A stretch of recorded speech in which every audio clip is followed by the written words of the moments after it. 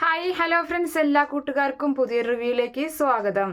അങ്ങനെ നമ്മുടെ സച്ചിയുടെയും രേവതിയുടെയും ആ ഒരു പ്രശ്നത്തിൽ രേവതിയുടെ സ്വർണങ്ങളൊക്കെ ചന്ദ്രയും സുധിയും കൂടി എടുത്ത ഒരു പ്രശ്നം ഉണ്ടല്ലോ, അത് ഞാൻ മുന്നത്തെ റിവ്യൂവിൽ പറഞ്ഞിട്ടുണ്ട് കേട്ടോ. ആ ഒരു പ്രശ്നത്തിന്റെ പേരിൽ ചന്ദ്രയോട് മിണ്ടാതെ നടക്കുകയാണ് രവീന്ദ്രൻ ആരൊക്കെ എന്തൊക്കെ പറഞ്ഞിട്ടും സമാധാനിപ്പിക്കാൻ ശ്രമിച്ചിട്ടും കോംപ്രമൈസിന് ശ്രമിച്ചിട്ടും ഒന്നും രവീന്ദ്രൻ കേൾക്കുന്നില്ല. ചന്ദ്രയോട് മിണ്ടാതെ തന്നെ നടക്കാണ്. എവിടേക്കെങ്കിലും പോകുമ്പോൾ രേവതി ഞാൻ പോവാട്ടോ, രേവതി എനിക്ക് ചായ, അല്ലെങ്കിൽ അവളൊരു ഗ്ലാസ് വെള്ളം എടുത്തുകൊണ്ട് വന്നു കഴിഞ്ഞാലും ചന്ദ്ര വെള്ളം എടുത്തുകൊണ്ട് വന്നു കഴിഞ്ഞാലും അതൊന്നും കുടിക്കാൻ രവീന്ദ്രൻ തയ്യാറാകുന്നില്ല. അങ്ങനെ മക്കളായാലും 3 മരുമക്കളായാലും ഇതിൻ്റെ ഇടയിൽ ചെന്ന് സംസാരിക്കുകയൊക്കെ ചെയ്യുന്നുണ്ട്. 3 മരുമക്കൾ ചന്ദ്രയോട് സംസാരിച്ച് നോക്കുന്നുണ്ട്. അതുപോലെ തന്നെ ചന്ദ്ര പറയാണ്, ഞാൻ മിണ്ടായികൊന്നില്ലല്ലോ, നിങ്ങളുടെ അച്ഛനല്ലേ മിണ്ടാത്തതെന്ന് പറയുന്നുണ്ട്. അങ്ങനെ 3 മക്കളൊക്കെ ചെന്ന് അച്ഛനോട് സംസാരിക്കുകയാണ്. സച്ചിക്ക് ഒരുപാട് കേണ് പറയുന്നുണ്ട് രവീന്ദ്രനോട്, ഇല്ല ഞാൻ ഈ ഒരു തെറ്റ് അവളോട് പൊറുക്കില്ല, അവൾ ഇതിലും വലുത് ഇതിന് മുന്നിൽ ചെയ്തിട്ടും ഞാനിത് അതൊക്കെ കണ്ണടച്ച് നടന്നതാണ്, ഇതൊരിക്കലും എനിക്ക് ക്ഷമിക്കാൻ പറ്റില്ല എന്നൊക്കെ ഇങ്ങനെ പറഞ്ഞ് ആ ഒരു പിടിവാശിയിൽ നിൽക്കാണ് കേട്ടോ. ആ സമയത്താണെങ്കിൽ സച്ചിക്ക് വേറൊരു നിവൃത്തിയുമില്ല. അങ്ങനെ ഒരു പെട്ടെന്നൊരു ദിവസം സച്ചി ഒരാഴ്ചയൊക്കെ കഴിഞ്ഞ് അപ്പം സച്ചി ആണെങ്കിൽ അച്ചമ്മയെയും കൂട്ടി വീട്ടിലേക്ക് വരികയാണ്. അങ്ങനെ അച്ചമ്മയെ കാണുമ്പോൾ ചന്ദ്ര ഇരുന്നിടത്ത് നിന്ന് ചാടി എഴുന്നേൽക്കാണ്. ചന്ദ്രയ്ക്ക് ആകെ പേടി അച്ചമ്മയെ മാത്രമാണല്ലോ. അങ്ങനെ അമ്മ എന്താ ഇത്ര പെട്ടെന്ന് എന്ത് വേഗം വന്ന് എന്നൊക്കെ ഇങ്ങനെ ചോദിക്കുകയാണ്. അപ്പോൾ അച്ചമ്മ പറയുന്നുണ്ട്, എന്തേ എനിക്ക് ഇങ്ങോട്ട് വന്നൂടെ എന്ന് ചോദിക്കുകയാണ്. അയ്യോ അതല്ല അമ്മേ എന്ന് പറയാണ്. അമ്മ ഒരാഴ്ചയല്ലേ ആയിട്ടുള്ളൂ ഇവിടുന്ന് പോയിട്ട്, അതായത് പിറന്നാൾ ആഘോഷമൊക്കെ കഴിഞ്ഞിട്ട് ഒരാഴ്ച ആയിട്ടുള്ളൂ അച്ചമ്മ ഇവിടുന്ന് പോയിട്ട്, അതാണ് ചന്ദ്ര ചോദിച്ചത്. അപ്പോൾ സച്ചി പറയാണ്, ഞാനാണ് അച്ചമ്മയെ ഇവിടേക്ക് വിളിച്ചുകൊണ്ട് വന്നത് എന്ന് പറയുന്നുണ്ട്. ഞാൻ ഇവിടുത്തെ ചില കാര്യങ്ങൾ അറിഞ്ഞിട്ടാണ് ഞാൻ വരുന്നത് എന്ന് അച്ചമ്മയും പറയുകയാണ്.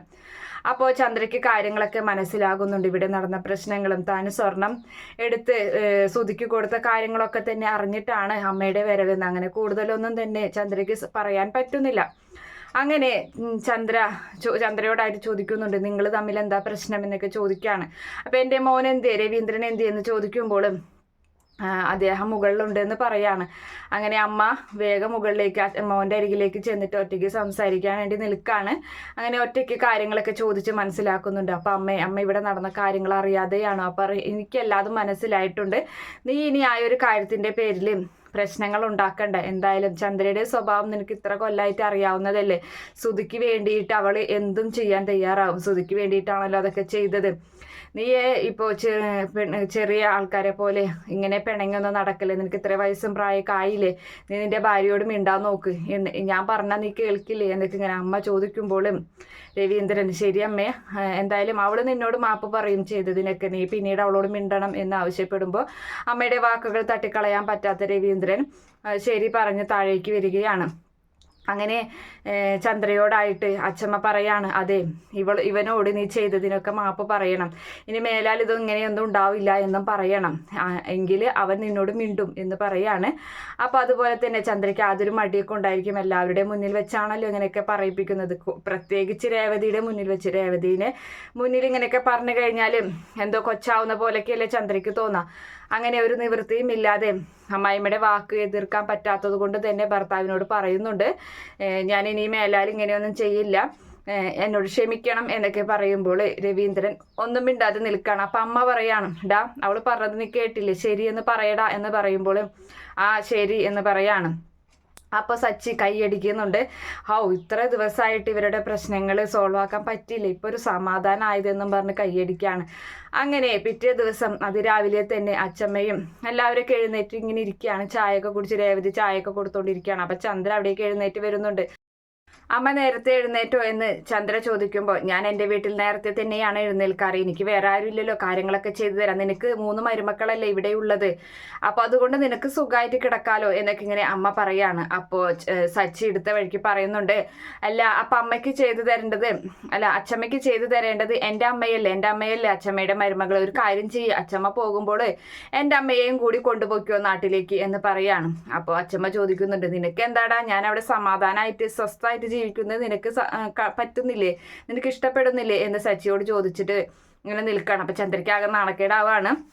അതിന് ശേഷമാണെങ്കിൽ എന്തായാലും ബ്രേക്ക്ഫാസ്റ്റ് ഒക്കെ ഉണ്ടാക്ക് രേവതി എന്നിങ്ങനെ ഒരു ആജ്ഞാപിക്കുകയാണ് ചന്ദ്ര. എല്ലാവർക്കും ഉള്ളത് അവർക്കൊക്കെ വേഗം ജോലിക്ക് പോകേണ്ടതാണ് എന്ന് പറയുന്നുണ്ട്. അത് കേൾക്കുന്ന അച്ഛമ്മ ചോദിക്കുകയാണ്, അല്ല അപ്പം നിനക്ക് ഇവിടെ എന്താ പണി എന്ന് ചോദിക്കുന്നുണ്ട്. അത് പിന്നെ അവളാണ് എല്ലാവർക്കും ഇവിടെ ബ്രേക്ക്ഫാസ്റ്റ് എല്ലാതും ഉണ്ടാക്കാറ് അവൾ തന്നെയാണ് എന്ന് പറയുമ്പോൾ എന്തേ അവൾക്ക് മാത്രം ഇവിടെ കൈയുള്ളൂ, നീ എല്ലാവർക്കും വേണ്ടി ഉണ്ടാക്കണ്ട എന്ന് അച്ഛമ്മ പറയാണ്. അപ്പം സച്ചി പറയുന്നുണ്ട്, അത് ശരിയാണ് അച്ഛമ്മ, ഇവളോട് എത്ര പറഞ്ഞാലും ഇവൾ കേൾക്കില്ല. ഇവിടെയുള്ള എല്ലാവർക്കും വെച്ച് വിളമ്പി കൊടുക്കുന്നത് ഇവളാണ്. ഇവരെല്ലാവരും ഇവളൊരു വേലക്കാരി പോലെ തന്നെയാണ് ഇവിടേക്ക് പലരും കാണുന്നത് എന്നിങ്ങനെ പറയുമ്പോൾ അത് സാരില്ല അച്ഛമ്മ, ഞാൻ വെച്ചോളാം എന്ന് രേവതി പറയാണ്. നീ വെക്കണ്ട, ഞാൻ പറഞ്ഞത് കേട്ടാൽ മതി എന്ന് അച്ഛമ്മ പറയുന്നുണ്ട്.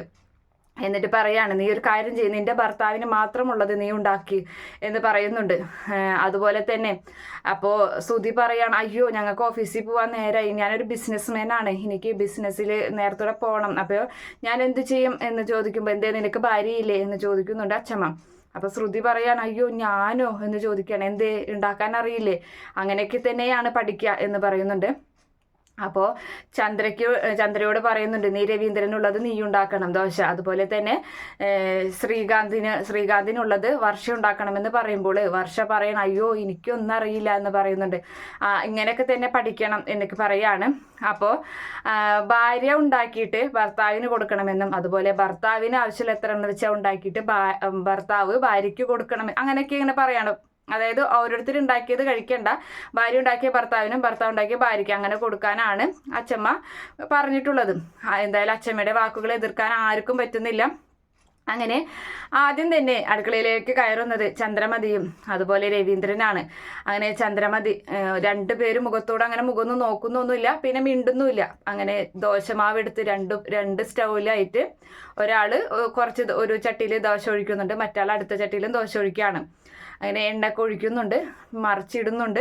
അങ്ങനെ അവരങ്ങനെ ചെയ്യുന്നത് മക്കളെ കുളിഞ്ഞു നോക്കി നിൽക്കുകയാണ്, അടുക്കളയിലോട്ട് ഇങ്ങനെ നോക്കി നിൽക്കുന്നുണ്ട്. മക്കളും മരുമക്കളൊക്കെ വന്നിങ്ങനെ എത്തിച്ചു നോക്കി നിൽക്കുകയാണ്.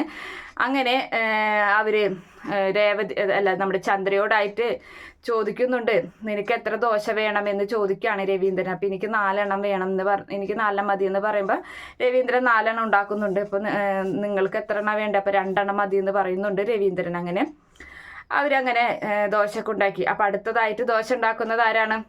നമ്മുടെ സച്ചിയും രേവതിയുമാണ്.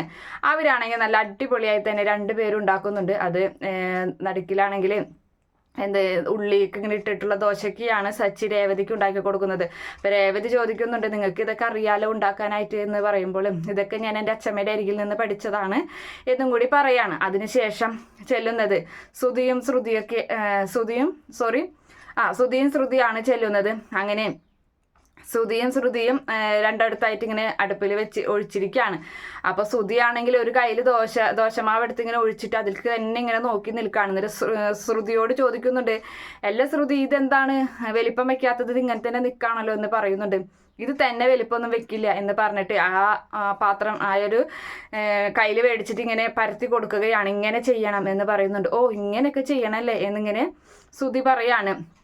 അങ്ങനെ ശ്രുതി ദോശയൊക്കെ ചുടുന്നുണ്ട്, പക്ഷെ ശ്രുതിക്ക് അത് മറിച്ചിടാൻ പോലും അറിയുന്നില്ല. മറിച്ചിടുമ്പോൾ അതാകെ അവിടെ ഇവിടെ പിടിച്ച് അതിങ്ങനെ വല്ലാത്തൊരവസ്ഥയിലാവാണ്. പിന്നെ നന്നായി കരിയുന്നുണ്ട് കേട്ടോ. പിന്നീട് വരുന്നത് നമ്മുടെ ഇവനാണ്, ശ്രീകാന്തും അതുപോലെ വർഷയുമാണ്. അപ്പോൾ ശ്രീകാന്തിന് നന്നായിട്ട് ഉണ്ടാക്കാനൊക്കെ അറിയാമല്ലോ, ഷെഫാണല്ലോ, അതുകൊണ്ട് അവൻ അടിപൊളിയായിട്ട് ഉണ്ടാക്കുന്നുണ്ട്. വർഷ ഇങ്ങനെ ഉണ്ടാക്കിയിട്ട് വർഷയാണെങ്കിൽ ഇങ്ങനെ തുളിച്ച് അതായത് ഇങ്ങനെ എന്താ പറയുക ഇങ്ങനെ ആക്കി ഇങ്ങനെ ചുമ്മാ ഇങ്ങനെ എത്തിച്ചു കൊടുക്കുകയാണ് എല്ലായിടത്തും. അപ്പോൾ നമ്മുടെ ശ്രീകാന്ത് പറയാണ്, ഇങ്ങനെ എല്ലടി എന്ന് പറഞ്ഞിട്ട് ഒരു ഇതിൽ കയ്യിൽ നിറച്ചെടുത്തിട്ട് അതിലൊഴിച്ച് കൊടുക്കുന്നുണ്ട്. എന്നിട്ട് കൈ ഇങ്ങനെ പിടിച്ചിങ്ങനെ പരത്താണ്, അവളുടെ കൈ തന്നെ അവർ 2 പേരും ഇങ്ങനെ പിടിച്ചിങ്ങനെ പരത്തുന്നുണ്ട് കേട്ടോ. ഇങ്ങനെയാണോ ഉണ്ടാക്കാൻ, ഇത്ര എളുപ്പമായിരുന്നു എന്നൊക്കെ ചോദിക്കുന്നുണ്ട്. അതെ ഇത്രയ്ക്കേ തന്നെ ഉള്ളൂ, ഇനിയിപ്പോൾ ഒരു കാര്യം ചെയ്യാൻ മറിച്ചിടുക എന്ന് പറയാണ്. അപ്പോൾ ഒന്നും അറിയാത്ത നമ്മുടെ ഇവളാണെങ്കിൽ വർഷയാണെങ്കിൽ ആ ചട്ടക അങ്ങനെ, അതായത് ആ ഫ്രൈ പാൻ അങ്ങനെ അടുപ്പത്ത് മറിച്ചിട്ട് വെക്കുകയാണ്. അതായത് ദോശ മറിച്ചിടാതെ ഫ്രൈ പാൻ അങ്ങനെ മറിച്ച് വെക്കുകയാണ്. അപ്പോൾ ശ്രീകാന്ത് ചോദിക്കുന്നുണ്ട്, ഓശോ നീ എന്ത് ചെയ്തതെന്ന് ചോദിക്കണം. എന്ത് പറ്റി ശ്രീകാന്ത്, ഇതെന്താ തീ ഓഫായി പോയോ എന്ന് ചോദിക്കുകയാണ്. തീ ഓഫായതൊന്നുമല്ല, ഇങ്ങനെയല്ല ചെയ്യുക, ഈ ചട്ടകത്തോണ്ട് നീ ആ ദോശ മറിച്ചിടുക എന്ന് പറഞ്ഞിട്ട് ചട്ടകം എടുത്ത് കൊടുക്കുന്നുണ്ട്. അങ്ങനെ നല്ല രസകരമായിട്ട് നല്ല ചിരിക്കാനുള്ള കുറേ ഭാഗങ്ങളൊക്കെ തന്നെ ആ സമയത്ത് ഞാൻ ഇങ്ങനെ പറയണ പോലെ അല്ല കാണുമ്പോൾ നല്ല രസമാണ്. ചിരിക്കാനുള്ള ഒരുപാട് കാര്യങ്ങളൊക്കെ അതിലുണ്ട്. അതുപോലെ തന്നെ അവരിങ്ങനെ ദോശയൊക്കെ ഉണ്ടാക്കി എല്ലാവരും കഴിക്കാനിരിക്കുകയാണ്. അപ്പോൾ സാമ്പാർ ഉണ്ടാക്കുന്നത് 3 ആണുങ്ങളാണ്, അതായത് സച്ചി, ശ്രീകാന്ത്, സുധി, ഇവർ 3 പേരാണ്. അപ്പൊ സുധിക്കാണെങ്കിൽ ഒന്നും അറിയില്ല, ഉള്ളിയരിയാനിരുന്നിട്ട് കണ്ണിൽ നിന്ന് ഇങ്ങനെ തുരുതുരാന്ന് പറഞ്ഞ് വെള്ളം വരുന്നുണ്ട്, പോയി കണ്ണിടക്ക് കഴുകുന്നുണ്ട്, അങ്ങനെയൊക്കെ ചെയ്യുന്നുണ്ട്. അപ്പൊ സാമ്പാറിലാണെങ്കിൽ നമ്മുടെ ശ്രീകാന്ത് ആവശ്യത്തിനുള്ള ഉപ്പിടുന്നുണ്ട്. എന്നിട്ട് ആ ഉപ്പ് ഇട്ടിട്ട് ആ ഉപ്പുണ്ട് പിന്നെ സുധിയുടെ കയ്യിൽ കൊടുക്കുമ്പോൾ സുധിയുടെ ഒരു ഇതിന് വേണ്ടിയിട്ട് സുധിയും കുറച്ച് ഉപ്പിടുത്തിടാൻ പോവാണ്. അപ്പൊ ഏട്ടാ ഞാൻ ആവശ്യത്തിന് ഇട്ടിട്ടുണ്ട്, നീ എന്തിനാ ഇനി ഇടുന്നത്, അപ്പൊ ഞാൻ ഇടണ്ടേ എന്ന് ചോദിക്കുകയാണ്. നീ ഒന്നും ഇടണ്ട, നീ അതവിടെ വെച്ചേ എന്നിങ്ങനെ. അപ്പൊ സുധിയുടെ ഓരോ മണ്ടത്തരങ്ങളും കാര്യങ്ങളൊക്കെ അതിൻ്റെ ഇടയിലുണ്ട് കേട്ടോ.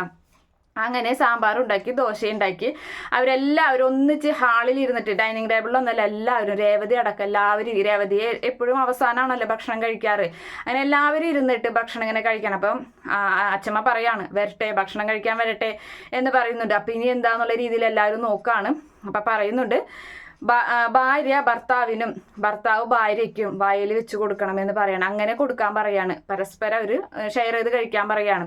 അപ്പോൾ അവർക്ക് ഭയങ്കര സന്തോഷമാവാണ് കേട്ടോ. എന്തായാലും അങ്ങനെ പ്രത്യേകമായി സന്തോഷിക്കുന്നത് നമ്മുടെ വർഷയാണ്. വർഷ പറയുന്നുണ്ട് അച്ചമ്മയ്ക്ക് ഭയങ്കര റൊമാൻസ് ഒക്കെ ആണ്, ഇന്നത്തെ ദിവസം അടിപൊളിയാണ്, ഇങ്ങനെയൊന്നും ഇതുവരെ ഇവിടെ ഉണ്ടായിട്ടില്ല എന്നൊക്കെ പറഞ്ഞ് വർഷ ഭയങ്കര സന്തോഷത്തിലാണ്. അങ്ങനെ അവർ പരസ്പരം സച്ചി രേവതിക്കും ദോശ വായിൽ വെച്ച് കൊടുക്കുന്നുണ്ട്. അതുപോലെ വർഷയും ശ്രീകാന്തും പരസ്പരം അവരും കഴിക്കുകയാണ്. അപ്പോൾ നമ്മുടെ ചന്ദ്രയും രവീന്ദ്രനും പാത്രത്തിലേക്ക് തന്നെ ഇങ്ങനെ നോക്കി നിൽക്കുകയാണ്. ചന്ദ്ര ഇപ്പം കിട്ടും എനിക്ക് എന്ന്, എൻ്റെ വായിൽ ഇപ്പം വെച്ച് തരും രവീന്ദ്രൻ എന്നുള്ള, ഏട്ടൻ ഇപ്പം വെച്ച് തരും എന്നുള്ള രീതിയിൽ നിൽക്കുകയാണ്. അപ്പം രവീന്ദ്രൻ പെട്ടെന്ന് ചന്ദ്രയെ നോക്കിയിട്ട് പറയണം, അതെ അവരൊക്കെ ഇപ്പം കല്യാണം കഴിഞ്ഞ പിള്ളേരാണ്, അവരങ്ങനെയൊക്കെ ചെയ്യട്ടെ, വേണമെങ്കിൽ അവനവൻ്റെ പാത്രത്തിൽ നിന്ന് എടുത്ത് തിന്നോ, വേണമെങ്കിൽ തിന്നാൽ മതി എന്ന് പറഞ്ഞിട്ട് രവീന്ദ്രൻ തൻ്റെ പാത്രത്തിൽ നിന്ന് ഭക്ഷണം എടുത്ത് കഴിക്കുന്നുണ്ട്. അതുപോലെ ചന്ദ്ര സ്വയം ഇരുന്ന് കഴിക്കുകയാണ്. അപ്പോൾ അച്ചമ്മയും കഴിക്കുന്നുണ്ട്. അങ്ങനെ എല്ലാവരും നല്ല സന്തോഷത്തോടു കൂടി ഭക്ഷണമൊക്കെ കഴിച്ച് നല്ല അടിപൊളിയായി. അപ്പോൾ ആ ഒരു പ്രശ്നം, അമ്മയും അച്ഛനും തമ്മിലുള്ള ആ ഒരു പിണക്കം മാറ്റാൻ സച്ചി കൊണ്ടുവന്ന അച്ചമ്മ കാരണം എല്ലാവരും ഒരു ദിവസം നല്ല സന്തോഷത്തിൽ തന്നെയാണ്. പിന്നെ ഒരു ദിവസം പോലും രേവതിയെ വഴക്ക് പറയാതിരിക്കാൻ കഴിയാത്ത ചന്ദ്രയ്ക്ക് അന്ന് വായും അടച്ചു പൊത്തി അമ്മായിമ്മയുടെ വാക്കുകൾ കേട്ട് അമ്മായിമ്മയെ അനുസരിച്ച് ജീവിക്കേണ്ട ഒരു അവസ്ഥയൊക്കെയാണ് പിന്നീട് ഉണ്ടാകുന്നത്. Okay friends, bye, thank U.